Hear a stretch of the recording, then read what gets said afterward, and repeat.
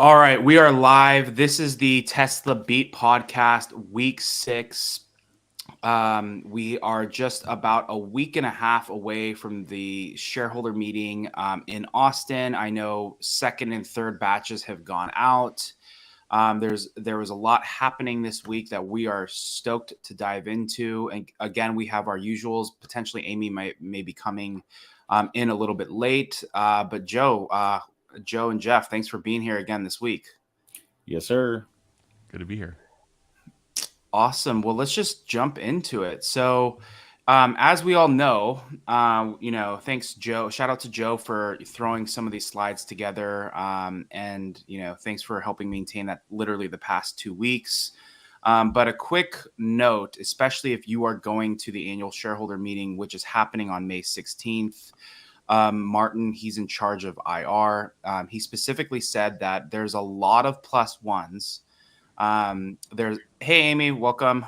Hello. Welcome in.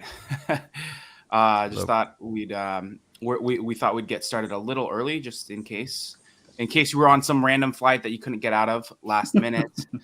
But yeah, so we're doing so quickly. If you're going to the shareholder meeting and you have a plus one, make sure that plus one is a shareholder, is an actual shareholder, that they own stock, and you have to be able to print out a actual evidence of that to be able to attend. So it looks like that there's, and Martin's specifically putting out this tweet because it sounds like there are a ton of plus ones that don't have, they're actually not shareholders. Maybe their spouse or partner or friend is, but you have to be a shareholder to actually attend this meeting. So don't get stuck in Austin outside.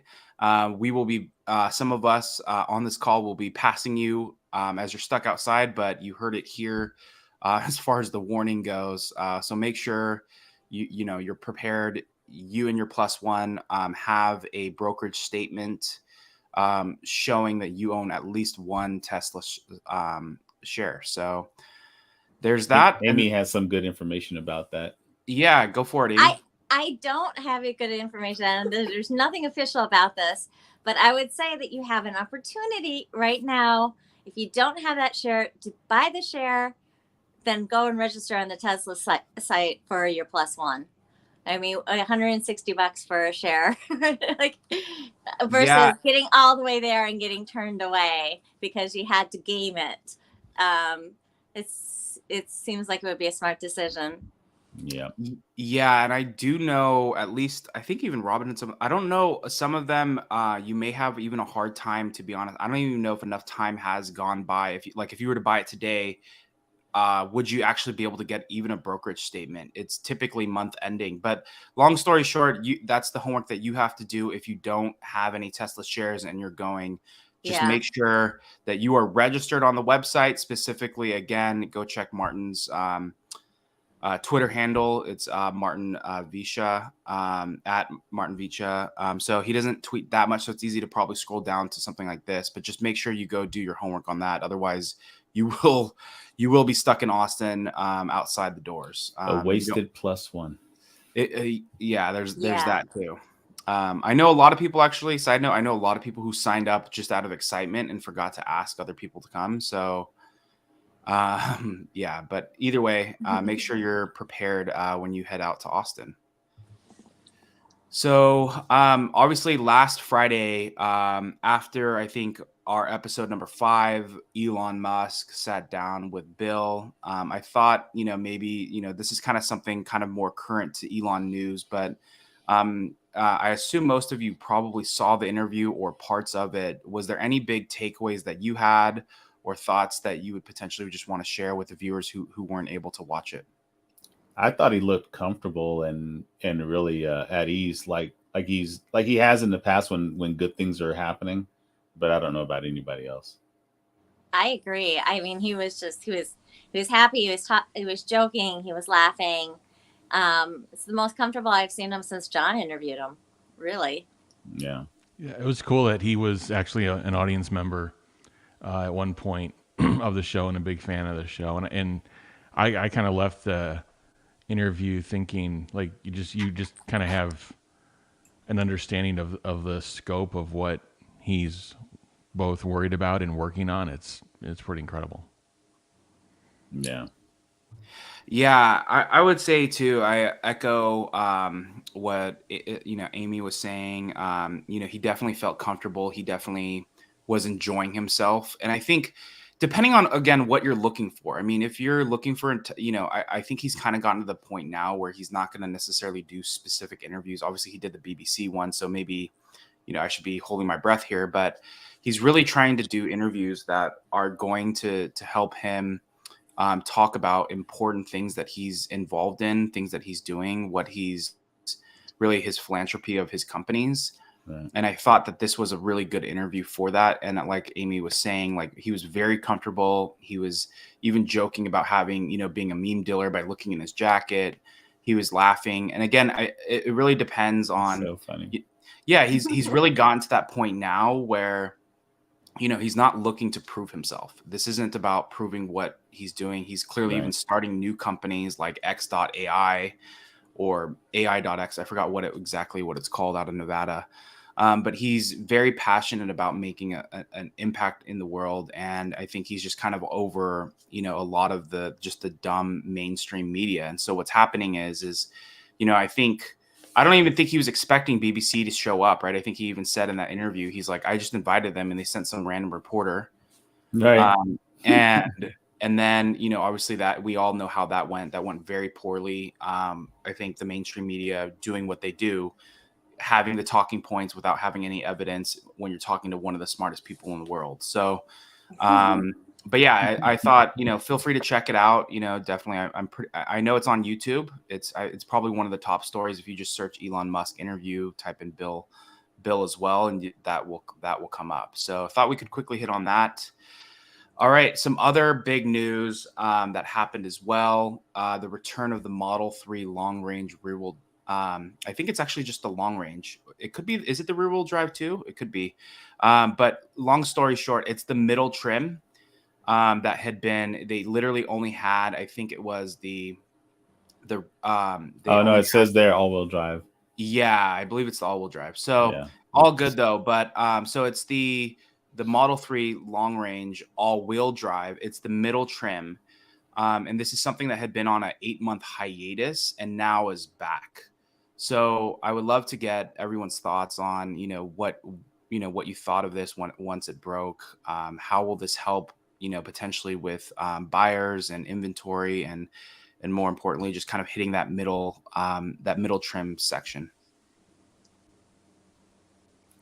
Yeah, I can start. There were a number of announcements. I don't know if we're going to get to all of them, but if you kind of look at them in totality, they're filling out MSRP slots in their lineup now purposefully. Like they're building up a car that will kind of hit at the right gross margin points instead of only or exclusively reducing pricing of existing models. So this one, if you remember, it went off to configurator because the backlogs were so long. It was such a popular model. I think it was north of 6 months, maybe longer, when it was removed from the configurator. So, I mean, they've been in the lab for 8 months. Well, at some point when these cars are actually rolling off and someone could tear one down or look at it, we can understand exactly, if they've done anything with battery chemistry or anything else, in the car. So several announcements, I would say, in the last 2 weeks. This is one big one from them to just kind of fill out the portfolio. Yeah, I feel for companies that are trying to keep up with Tesla on things like this, and especially even if you're trying to do a breakdown of everything Tesla releases, it's going to be a time-consuming task because they change so often and they move so quickly. And just like Elon said in that one earnings call, he wants batteries from everybody. So right now you're looking at vehicles with CATL, vehicles with LG, with Tesla, and just even I think Samsung has a contract too. So it's just like you don't know what you're going to get. But I know as fans we care about that sort of thing, but it's not really important. You just need to know the range of your vehicle and your charge rates. You know what I mean? Like that's pretty much all you really have to worry about. But people want to know what batteries are in it. You can't even see the batteries. What difference does it matter? But I know that's been a big thing, and this is like a pretty big move from Tesla. Yeah, one thing, if it would matter, like I agree with you on the consumer side. On the cost side, there can be a big difference based on what they choose and also what they would get credit for, both to Tesla and to the consumer, based on where the pack is manufactured and where the minerals come from. So, but yeah, you're right. They're literally taking batteries from everyone while they build their own supply chain and their own design. Did they remove it partially because they had an issue with the amount of batteries? Specifically, were they putting all of those batteries towards the Model Y? I think that's why, right? Or maybe I'm wrong. I think that was the tweet Elon said, was that the backlog was just too much. Yeah. Okay. And then I think I could have seen somewhere, so feel free to fact check. Again, I don't know if anyone has input, but I believe that the new battery in this, or this battery, only qualifies for only half of the rebate because it's specifics like on the battery specs. So I don't think it gets the full 7,500. Again, feel free to fact check. I'm not quite sure on that, but so, and then some other, this is partially, I think, Tesla kind of stepping into finally, putting information out about what they're accomplishing, what they're doing. And this is in my head, when I think of not necessarily advertising, and again, we don't necessarily have to go down that rabbit hole, but when I think about, they need to inform their user base on what they're doing, how good are their cars, how does it compare against others. This is the type of information that they need to put out. Again, it might be good even to talk about how they can take these facts. Like, are they emailing their members? I didn't get an email about this. I know they, again, have 20 million followers on Twitter and some other places, but this is information that I think should hit, multiple channels. But the big news was that the Model Y is the most efficient SUV electric vehicle ever built. And it's not even by a small margin. It's pretty big when you actually start doing, some of the percentage deltas. The VW, so it's at 4 miles per kilowatt hour versus 3.2 for the ID4, 3.1 for the Mach-E, 2.7 for the Jaguar I-Pace, and then the Audi e-tron, it's 2.6. I think we all kind of knew this, but this was pretty big in that, again, they're just putting out information that they're sitting on, and just showing why buying a Tesla is one of the best decisions you can do, especially when you're buying an EV, let alone an SUV. Well, what's the efficiency of the Hyundai Kia? Does anybody know? Or, I mean, that wasn't on the list, and it's weird to think that the I-Pace hasn't been relevant for I don't know how long, but I just thought that was interesting that it wasn't included. Yeah, I'm not sure. Maybe it's it's fairly new, and so I don't know if they haven't put that out, but yeah, it was tested under different standards, and they didn't want to compare apples to oranges. Yeah. Another way to think about this is, if you look like an ID4, they basically have to purchase 120% of the batteries to get the equivalent range performance. That's even best case. Or a Mach-E, they've got to basically buy a third more. If you look at the cost per kilowatt hour, depending on where they're getting their cells from, I mean, these are thousands of dollars per car. And also, if they have to add more batteries to get equivalent range or get greater range, it increases the mass of the car, which makes them have to actually add more batteries, or it makes it less efficient. So this is a big deal, this metric, for many reasons. And, there's rumors that they're going to start moving toward, Cattle has that, I don't know how you pronounce it, Quilin, Quilin battery that they have come up with, an LFP battery with a structural pack. And they're building a factory right next to Giga Shanghai for that. Oh, yeah. And then there's also rumors of a possible deal with BYD for the Blade LFP battery and a structural pack. And those structural packs would probably go with dual castings. So this is the situation with the Model Y right now. And we know that Tesla is consistently innovating and improving. And if they move toward those LFP battery structural packs, you're going to have a longer battery lifetime.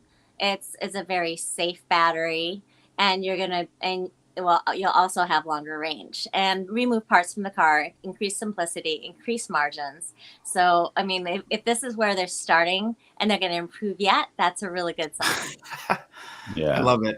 If this is where they're starting, which it pretty much is. I mean, the car has only been around, several years now, and now it's becoming the best-selling, pretty much vehicle in all of Europe, China for the month of March. I haven't really checked, I think April's results, but this is just where they're starting. And I think one of the tweets we'll get to later, Legacy Auto is having the hardest time keeping up.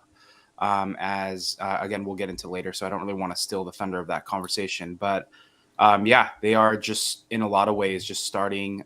This vehicle's only been around, several years in the market, and really this is going to be their flagship car as far as or mass volume car until obviously the compact car comes. Obviously, the Model S has always been their flagship, kind of like the best of the best car, but the Model Y is kind of the new hot rod in that it is the one that is just helping them to hit massive scale. So how funny is that though, right? Remember the lackluster reveal and the event that was just like they came out, spoke for like 20 minutes or whatever, and they were like, "Oh, that's the Model Y. Peace." You know what I mean? And everybody was so disappointed, like, what? And he was like telling everybody this is going to be the greatest selling vehicle in history, and people were just like, I don't think so. You can't even hype it up. You know what I mean? And it was just like, that is so funny to look at like where we are now. They knew they didn't have to build any hype on it. It was going to do what it was going to do. Yeah, well, I think again, without getting into some of the previous conversations, but yeah, you're totally what you're saying is totally right in that they have totally been overlooked, and especially after Investor Day, right? Stock doesn't really move where it typically goes negative, and I think after the Model Y reveal, they're like, oh, it's just a Model 3 that's just bigger by 10%. That's it, and now it's obviously just obviously killing it. So some other news, I'll throw this to Joe if you want to take this slide. So well, I know that Jeff can speak a lot to this, but we're looking like right now at an exponential curve on just the growth of just EVs in general. This was put out by IEA, the Global EV Outlook for 2023 from what we're doing up from 2010 to 2022, right? So you can see like just on there, the growth is just like insane. And China is like 60% of all EVs. I mean, we're so behind like all the other countries. I think I marked it in the battery demand by region. The US is just so small compared to everybody else.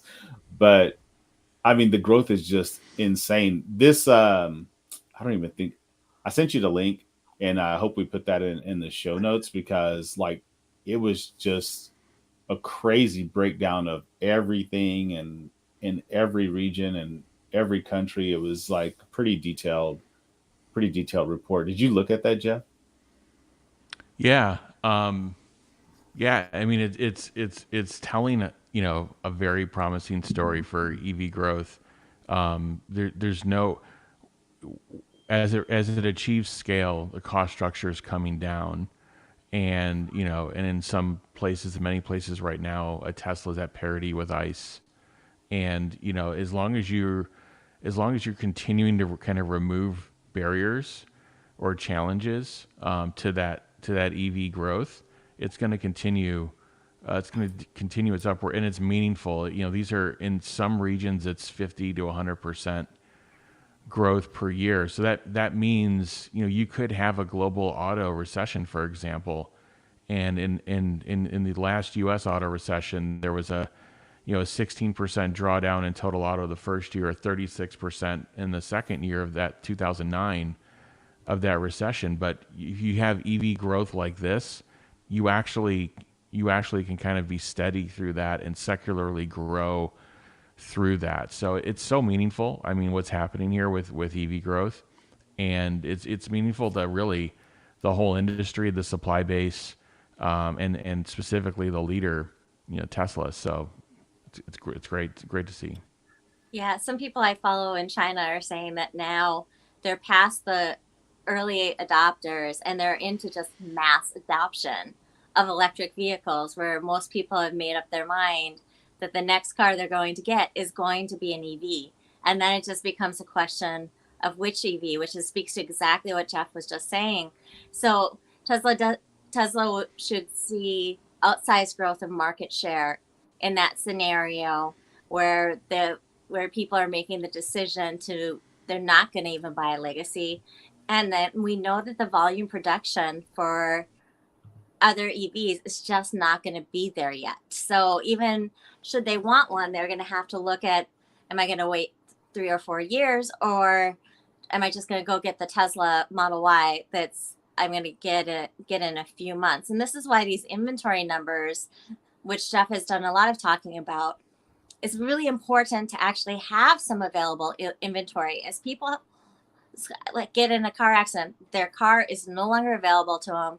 They have kids, they have a life, they need a car now. They can't wait 3 months, 6 months to replace out that car.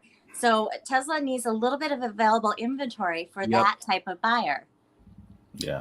Yeah. No, I mean, Jeff, you can hit on this. I'll make this one comment, but yeah, like imagine in 2018, 2019, you got in a car accident, and I know a lot of people that did. They literally had to wait 6 to 9 months for the next car, especially if it was a Model 3 or even Model Y, depending on the time. And so it's one of those things where it creates a bad experience, because I literally can't wait 9 months. So, and they're not going to give you a rental car for 9 months to just go and so you have to go buy something else. And by the time that, the car is available, you may not even end up buying it, because you already adjusted to a new car and already, again, had to lose a lot of money buying another car, paying taxes, fees, and all that other stuff. So, but I don't know if Jeff, you want to make some comments. Yeah, I mean, I could riff for 30 minutes or 30 seconds on inventory. I would just say in short, I mean, I think Amy brought out really good points. We just had a record month in China, a record first quarter month in China, record first quarter month in Europe. And people are like, well, just don't say the word record. What does that really mean? Well, if we're looking at relative inventory data, which is basically everything that's out on the web right now is relative. None of us work for Tesla. We don't know the real inventory. If you look at relative inventory data, it's going to be relatively higher. Why? Because if we're having record first months of sales velocity and we're at record levels of production, you're building up your production nodes and you're adding to your delivery nodes, and you need availability of vehicles to achieve sales velocity. I think people, if you look at what's happening right now with Model Y in the US, I mean, it's trending below, on that chart, it's trending below 100 units, whether that's 100 or it's 1,000, whatever it is, it's insufficient for people to be able to go to a showroom, or if they have an issue with their vehicle and they want to upgrade or whatever, there's insufficient availability. So you don't want inventory at zero. You don't want inventory growing and outpacing your production growth or your sales velocity. And that's what we don't know actually on the outside, are those upper and lower bounds. So, I mean, let's watch and see what's happening, but I'm actually not concerned. And when I see the vehicle that Tesla's, every 2 out of every 3 vehicles that Tesla will build this quarter is a Model Y. And when I see its trend on inventory, I'm very encouraged. When you're and by the way, inventory means different things at different points in time in the year and even in the quarter. So when you're in a quarter, like right now, people see like, wow, Europe is building up. What Europe's doing in its first month is it's building vehicles and it's distributing them to other countries. And in those final, weeks and days, they'll deliver vehicles a higher concentration locally, and that velocity of inventory will turn over much quicker. So, inventory means a lot of different things. You really can't just kind of pop the chart up and come to a conclusion. You can look at relative data and make some relative conclusions, but you have to kind of factor everything in, is the point. So we'll see. And the final point I think I made this week was we kind of hit a lower peak on inventory. If you look at when the first price reduction happened in January to the one that happened in April in the U.S., we've hit a lower peak. And if you just keep drawing a continuous line, it would tell you that sales velocity is picking up. And again, we'll see that here shortly when we get some real registration data. But we are getting that now in Europe and China, and it's showing it's pretty promising. So let's see how it plays out. Yeah, the whole thing is interesting considering the bank closures, the layoffs in tech and different things like that. I mean, there's a lot of people that are out of work, but then I guess also the economy isn't hit as hard as you would think it would be during a time like this. But I mean, well, for new cars, I mean, people are buying still, and it's very interesting times.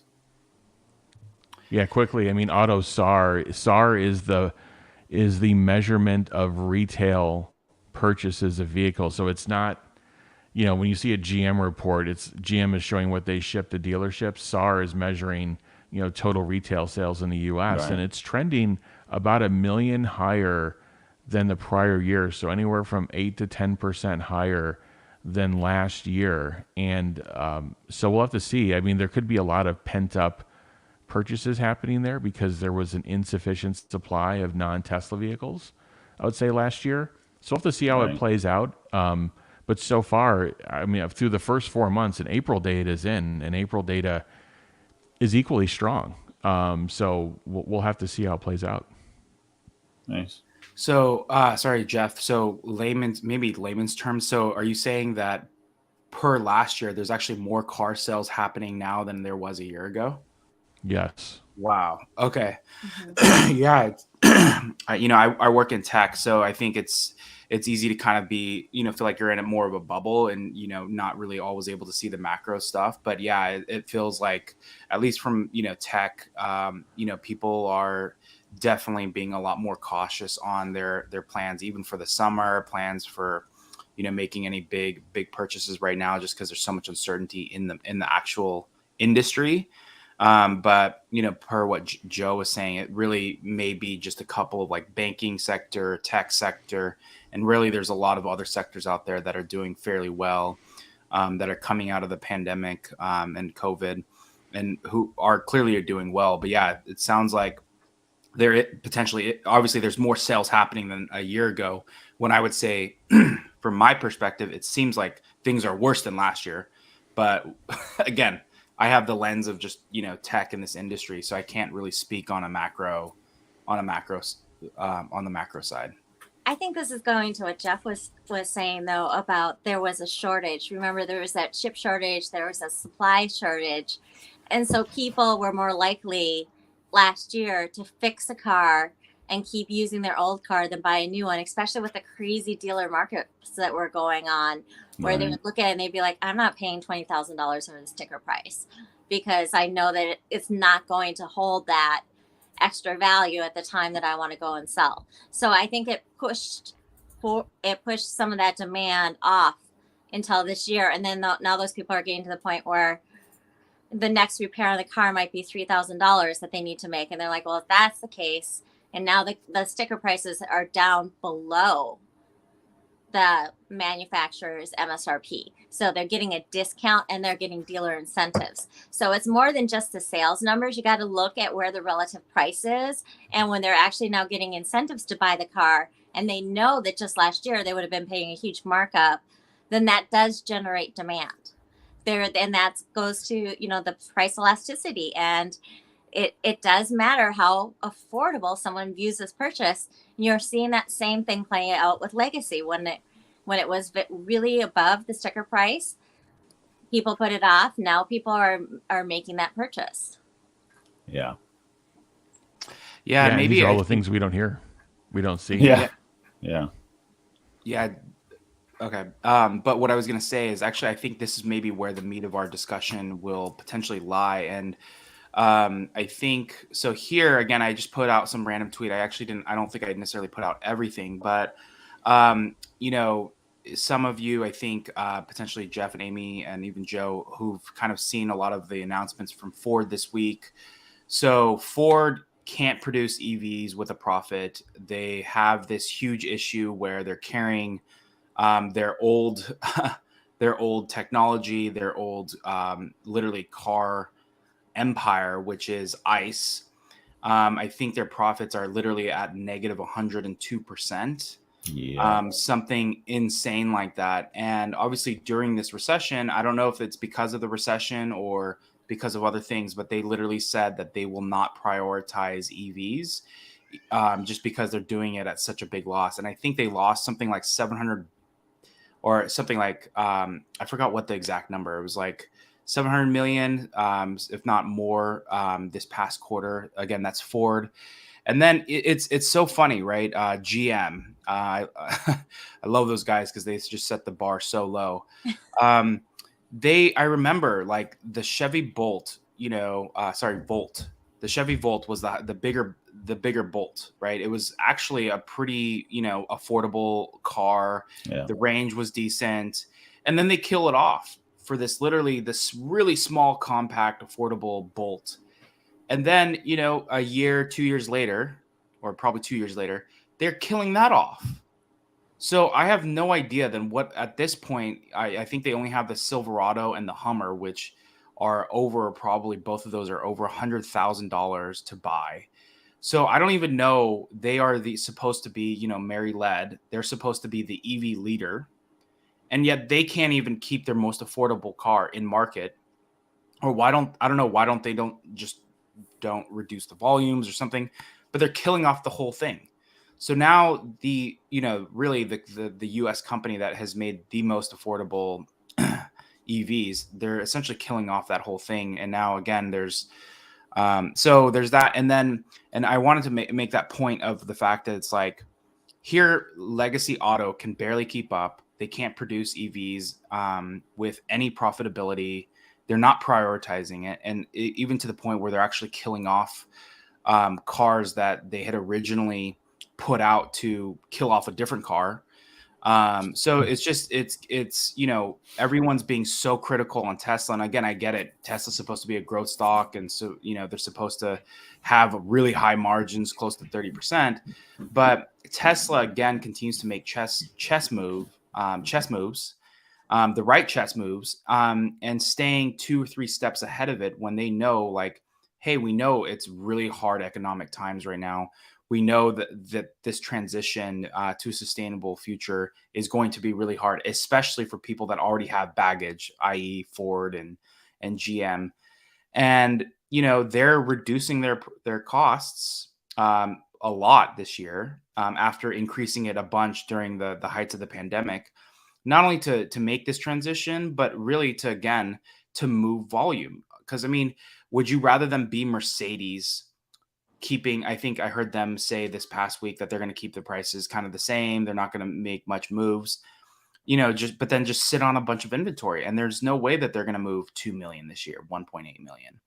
But I just thought, that's it wasn't until this past week. Again, I know this is probably writing on the wall that some of us already saw a while back, but it really just sunk in that here we are complaining. Analysts are complaining, shareholders are complaining about these price reductions, but look at, their supposed competitors, here, even in the US, that can't make an affordable car, and to the point where they're actually killing it off, or they're at a negative 102%.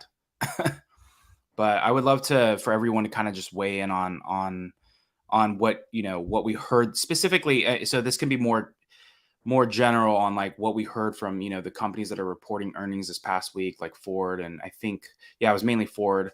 But really just this, potential price war and how Tesla is navigating through these difficult times right now. Well, basically, we saw Legacy say we're not going to play the price war. We're not even just going to produce the vehicle. But if you remember, Tesla started with a very clear plan. They started with a Roadster because it's expensive to spin up a new production line and to do all the components and everything else in a totally different type of vehicle. So Tesla chose a car that had a much higher price point. And then from the Roadster, what was next? The Model S, the Model X. And only then, after they had the production down and the techniques down, did they go for and castings and these other advantages, did they go for the more mass market Model 3 and Model Y. And for those of us watching the stock this whole time, we always thought there was a fallacy to the argument that because Legacy manufactured cars well, they were just going to suddenly be able to ramp up all these EV components. And that's what you're seeing happening right now. The reason why GM is leaving the Hummer and these cars at the higher price point is the same reason that Tesla started with it. So I don't actually think it's necessarily that bad of a move for GM. Well, they get their supply chain in place for more mass production of a lower cost car, why they work on something that might be a little bit more appealing. You know, Tesla is so far ahead on the innovations they're making that the Legacy's cars were already dated. You know, the Ford Lightning had an extra several miles of wiring beyond what it needed. And that was based against Tesla's old structure. Yeah. Now you're going to look at Tesla's moving to 48 volt wiring, which is going to dramatically reduce the amount of wiring Tesla's using yet. So I'd be interested to hear other people's perspective. I think it's given 2020 all over again when everybody was like falling off a cliff and Tesla's sales were just like Tesla was just able to navigate these hardships a lot easier than some of the legacy OEMs. And I think it's unfortunate, like John was saying, especially about like the Bolt, even the Volt. I mean, we used to have one of those. Like it was a good entry vehicle for a lot of people. And the fact that GM keeps killing off these things that are market movers for them, I mean, that was their biggest units were on that vehicle. I know somebody was saying in the chat that it was going to be like the Equinox, but that's like next year. You could have still ran this vehicle up until then. You know what I mean? Like it's at a price point now that people want the Tesla to be at. You know what I mean? Like that 30 to 20 something thousand after incentives and stuff. So it's kind of unfortunate. You really like to see competition spur like all these great things, but there's just no competition. I know it's been coming and I know eventually it will be there, but it's just so sad to see like how everybody's just falling behind Tesla while saying Tesla's not doing anything, but yet Tesla's just continuing to outpace everybody at a pace that's like really uncatchable. It's like insane. Yeah, BYD. Yeah. I mean, it's like the competition is going to be coming from a different place. Oh yeah. Other than the fact, I mean, they're like I want a convertible. I can't afford a Roadster. So there's still going to be that type of niche vehicle market. Yeah. But it's nothing near the volumes that they've done in the past. Yeah, and if you look at what GM did with the Bolt, they relaunched it a year ago after they got through the nightmare with the battery, the pouch battery fires. And they lowered the MSRP, and everybody was like, wow, look at the strength of GM, and they can, lower the MSRP of this vehicle that's already sub $30,000. How did they do that? And what's actually happening in the background is that was a purposeful thing by GM to basically set what's called inside of the industry as an end-of-life plan, EOL, end of life. And what they do there is they're basically trying to burn off their material so it doesn't turn into something called obsolescence. Obsolescence is you bought something that you have no use to build for anymore, and it just hits your books. So it was probably more advantageous for them to drop the price to drive units up, and to note, because they had this PR issue with the fires, and it's not as great of a vehicle, obviously, if you look at it relative to a lower spec Model 3. And so GM with the Bolt, they relaunched it to basically burn that material off. They knew probably almost a year ago that was going to go end of life this year, and then they just had to pick the date basically, which they announced on this call when they believe they'll run out of material. So that's what I believe is happening there. And then with both of them, they both publicly come on their record and said that they'll be at mid-single-digit gross margins in 2 or 3 years, which is basically waiting for their next generation vehicles. And that's, if you think about it, that's the best that they know how to do today is 2 or 3 years from now, and it's mid-single digits in gross margins.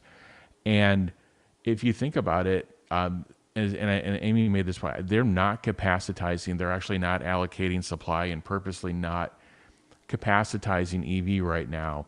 And the reason is their cost structure doesn't support it. So it'll be interesting to see what happens in the second half of this year. They've promised to progressive growth, but if you rewind the clock back on their promises from last year and the year before, they've come in well short of that. Ford produced 12,000, or not produced, I guess put into dealer inventory 12,000 EVs in Q1 versus the 30,000 from the quarter prior, obviously citing the F-150 stoppage and the upgrade for the Mach-E, driving that sequential unit decline. But I mean, there's something broader going on. If you look at the dealer inventories, and Farzad has tweeted this out using a source called CarEdge, the dealer inventories for at least the Mach-E, and I believe the Lightning as well, they're over 120 days. And they target about 60 as nominal for them.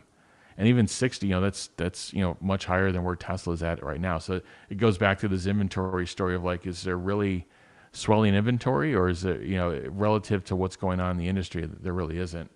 So there's something going on, and you saw them drop prices on the Mach-E, this week. So they're taking a business unit that right now is at 100 minus 102% EBIT, and they're dropping prices. They're probably getting some benefit from that in terms of first quarter COGS reductions, but we'll see. They did a battery transition on that car too. So anyway, long story short, it's going to be a struggle for them. But even 2 years from now, what they're producing is still not at the level of the cars that Tesla launched in 2017 and 2020. And they all saw, Investor Day. And Investor Day was a PowerPoint presentation, but you can tell that there are things in motion that are going to support that versus, the presentations we see from other companies. So it's not a good situation for them right now. And we have Gen 3 is coming out. I mean, the factory has been announced. The method of how they're going to reduce the cost and the time to produce a car. And, we talked about last week, VW was already 3 times the amount of time to produce one of their cars versus to produce a Tesla. And now Tesla's going to bring that down in half again.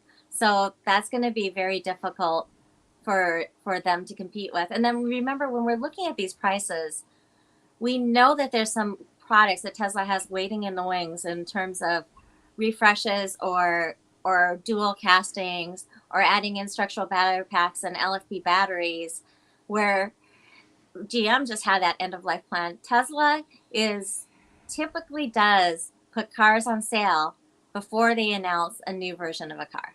Yep. I mean, that's just what history has shown. Nothing's been announced. We don't know what's happening. We just see pieces moving into place. Yeah, I mean, I think what we do know is that they will continue to prioritize the cars that are going to make the biggest difference. Hence why the Roadster has just not been prioritized as much as it's just a fun car to work on. But, I think, Amy, you said it perfectly in that, and really Jeff, I'll get to some of Jeff's comments in a second. But, the thing is, Tesla is while they're having the fun right now, they have one of the most exciting product roadmaps out of probably any tech company or literally any company on the face of the planet right now.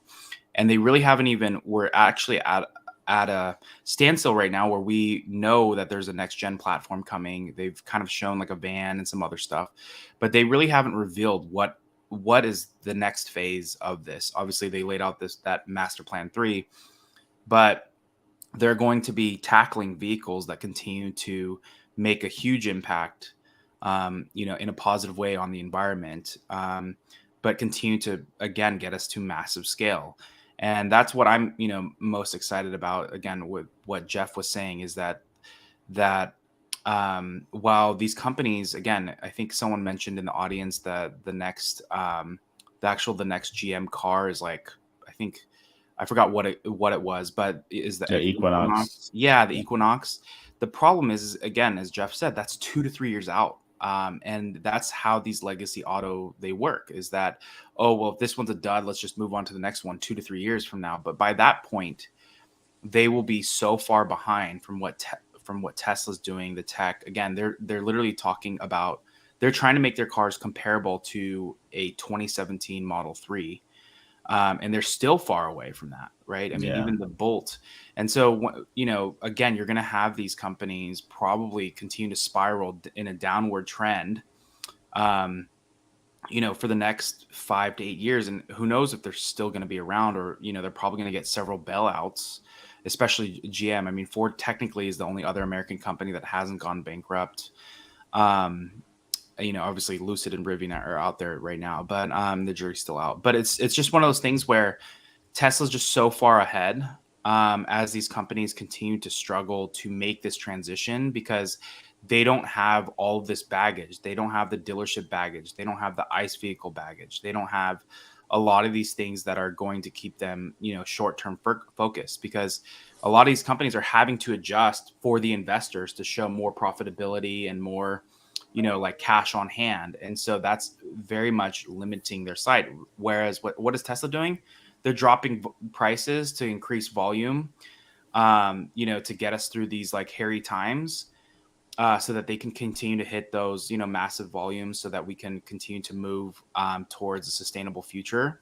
But really, again, it's to just get through these hairy times. They will raise prices when, if they need to, but ultimately their goal is to put as many cars out. So it's just, we're at that, one of those weird, like, we all knew this probably 5-10 years ago that this was going to happen, and it's happening now. And so it's interesting to see it. And again, who knows where we'll be 5-7 years from now, but it's going to be very ugly for, again, these GM and for Ford and for a lot of the other companies. Jeff, I don't know, did you want to say something? Yeah, just a quick, GM has said that they're going to start production of the Equinox the second half of this year, Q3. Okay.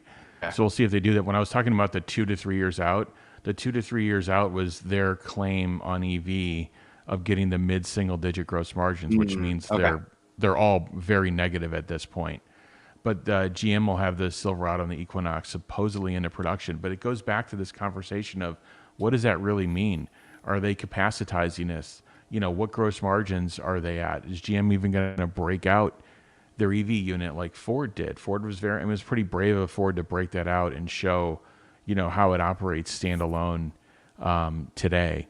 Will GM actually do that? So it's this whole thing of, where they're going to be in 2 or 3 years is literally, I used to think that they were a car generation behind, which is roughly 4 years, 4 to 6 years. I think it's more. And I actually didn't see the gap close by any of their actions they've done over the last year. So, but I think that pace will, as battery availability improves, as the supply base improves, Tesla is pulling that along at the pace that Tesla needs. But and it will it's kind of like a rising tide floats all boats. They'll continue to improve, but I don't actually see them catching up for a bit. So when I see some of these analysts talk about there's 390 EV models being announced, well, let's get into the conversation of how many of those models are going to be produced in volume, and do they have a gross margin structure that allows them to even produce that and be a viable vehicle that they'll support in the marketplace. So the devil's really in the details. You'll hear a lot of numbers out there, but it really comes down to... And a lot of CG photos. Yeah. Lots of PowerPoint launches. Yeah, like a lot of these companies, they're really great at doing what people want Tesla to do, which is like talk about the next thing. And you know what I mean? And that's been a big point of like a lot of these companies. Like they'll show pictures like, oh, this is what we got planned, this is what's coming, and it's going to have this and it's going to do that, and then next thing you know, on release day it falls short. I mean the Ram pre was freaking amazing. Like that truck looked really incredible, and then the actual Ram comes out, and it's like, oh, it's I mean, just they even wild. call them concept cars because they're never hitting production. Yeah, Nothing remotely like what they showed in the concept. yeah, it's pretty wild. Yeah. Yeah, I think, again, so thanks, Jeff, for keeping me honest there. But yeah, I think either way, I think these companies are going to have a long haul ahead. There's still a lot to be proven, and the problem is that they need to turn on, something to like literally yesterday to start competing. And again, I don't completely understand why, even if they're going to the Equinox, which I think someone again said it was starting at like $30,000. This is not going to be a mass market car like the Chevy Bolt was. So it's just one of those things where ultimately, really the competition. I think it was Farzad who said this, so I'm not going to coin this. He said that Tesla is Apple, and then I know there's a couple of Droid users out here. So, and Samsung is really BYD. Yeah. And so in Legacy Auto. So it's one of those things where, and maybe that's a bad comparison. I don't know if the Droid users want to jump in and debate that. But long story short, it's like Jeff, you had mentioned this before. It's one of those things where the demand curve for what Tesla will be doing is very, very long, and they have a lot that they can do and accomplish over the next 5 to 10 years. Obviously, there's some pretty big numbers out there. I think 20 million in volume by 2030. Right. But again, there's just a lot. There's a path to get there easily, and not easily, but there's a path to get there. They have to do a lot, and a lot of things need to go right. But it's one of those things where if these companies are barely struggling to make ends meet, they will not be around. And then some of the newer companies will go bankrupt as well because they can't compete as well. Because even if you want the Cybertruck, if the Cybertruck is $20,000-$30,000 lower than the Rivian, there's just no way that, again, two different markets in some ways, but it's just one of those things where, these companies will not be able to compete because of the price tags. So, Well, Gordon said that Tesla was BlackBerry, so that was such a funny interview. Wait, we need a reverse Gordon. That was saying when we have a reverse name. Yeah. Well, I think, so I think we can jump into, I think this is just going to be a quick piece here as well. I don't know if you want to hit this, Joe.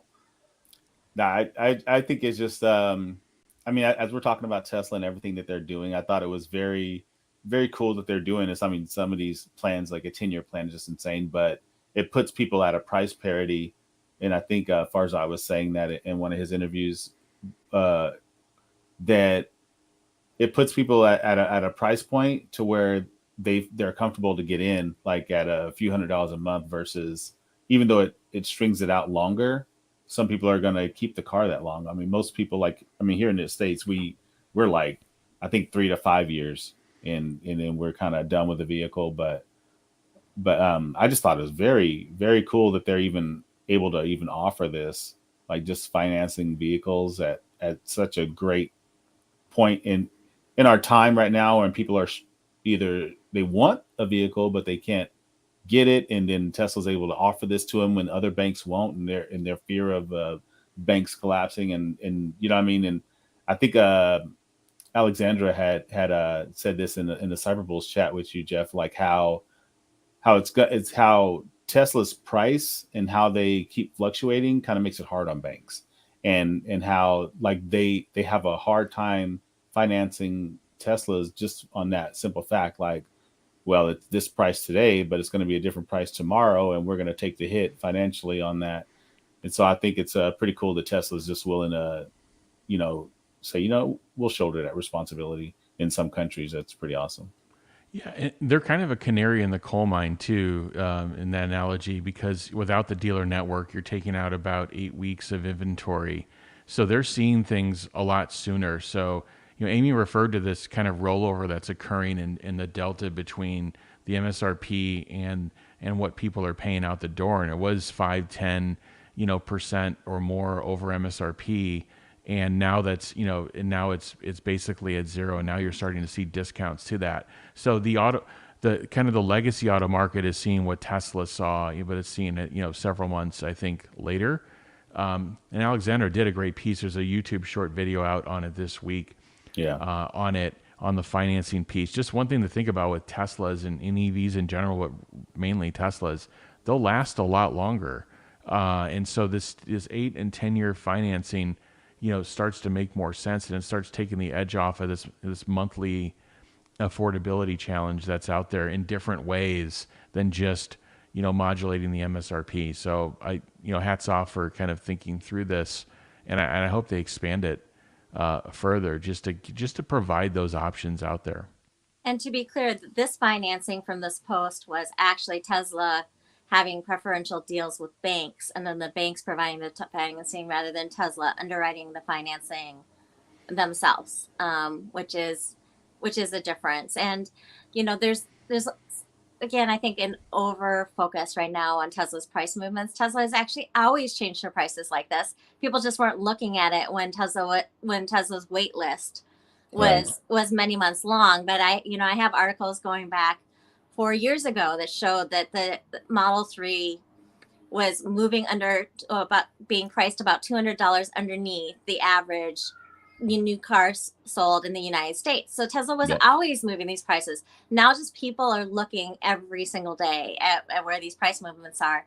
And dealerships have always done this too. It would have been very difficult over the past 10 years to find two people that paid the same price for a car walking out of a dealership. Man, so true. And so to say that banks don't know how to finance this, that's really, they've been doing it for the last 50 years with dealerships. So I think that they actually do know how to finance it, but it is a huge area of opportunity for Tesla as a way to help manage affordability. And what Jeff was saying about the life of the car, the BYD Blade battery pack, they're estimating that the life of that car could be 700,000 miles.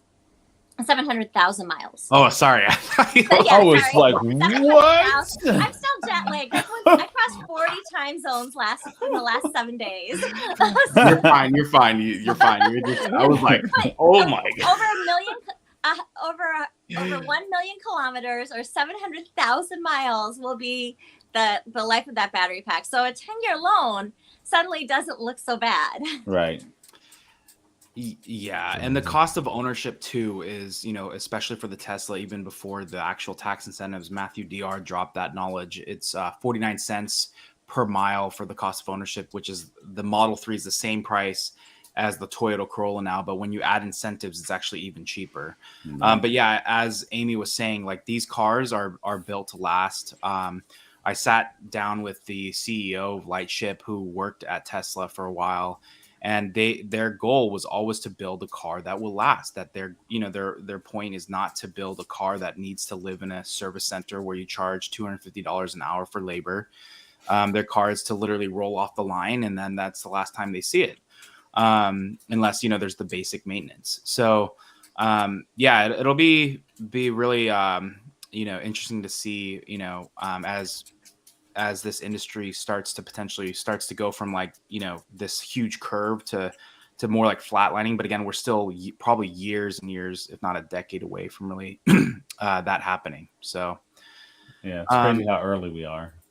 Yeah, exactly. And I think especially I believe it was the IEA, the chart that we had a little bit earlier, how it's just like going way up. The funny thing is that Tesla is the one, really, and BYD are really the ones helping drive that.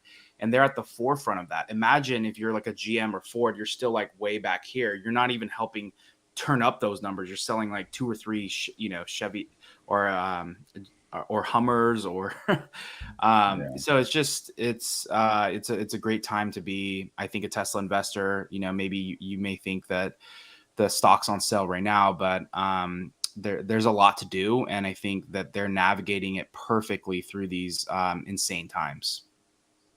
So all right.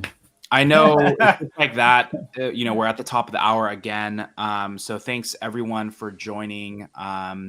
our live stream, specifically the Tesla Beat podcast. We are here every Friday at 8 a.m. Pacific Standard Time. Thank you to our wonderful hosts. We have Joe. He is the president and founder of San Joaquin Valley. So give him a follow at SJV Tesla. We have the Jeff Lutz. He is a supply chain expert and always just drops his knowledge. He's also a regular guest on the Cyber Bulls Herbert's Tuesday podcast, I believe, at 12. And then we obviously have Amy, who again is new to the block in that she came out of the middle of nowhere in December, really, when the stock was tanking. And she just is a wealth of knowledge. Like when she's literally telling you that she has tweets or videos or things like that, she has literally a whole bank just full of just all this knowledge. If you follow her, she's at SF3_ Tahoe. But she just posts like some of the videos she posts. I'm like, where did you find that? How did you even know? But thank you all three of you just for joining, making the show what it is, and really just helping us update viewers on the latest things that are happening in the world of Tesla. Thanks, Sean, for hosting. See you guys next Yeah. time. Thank you guys. One quick plug, Joe, you can drop if you have to. So we actually just finished the month of April where we had early bird savings. So we're now over 654 tickets sold for the Tesla Takeover. So we're in the 2.5 months away. Go to TeslaTakeover.com. Again, our keynote speaker is May. We're going to have an amazing women's panel as well. Amy is one of them. And I think shout out to Alexandra. I think she's one of the viewers. She's going to be up there. We have Kim Java, Sandy Monroe, Tesla Flex, Brandon. We have Meet Kevin, and a lot of other Tesla Raj, a lot of other great personalities, Tesla personalities that will be there. Herbert, Farzad, Out of Spec, Kyle, and then a ton of experiential stuff that is going to be happening that day. Arkamoto is going to be there. We're going to have some electric bikes that you can ride around. There's going to be, if you want to try electric outdoor gear with Ego, they're going to be there. There's Stasic, which is meant for 3-year-olds. Like if you want to bring your little children as well to come ride some awesome bikes as well. There's going to be stuff for kids. So just come check it out. It's a 2-day event, July 29th through the 30th at the Madonna Inn, TeslaTakeover.com. So check that out. But thanks again for joining us. Have a great week, everyone. Thank you.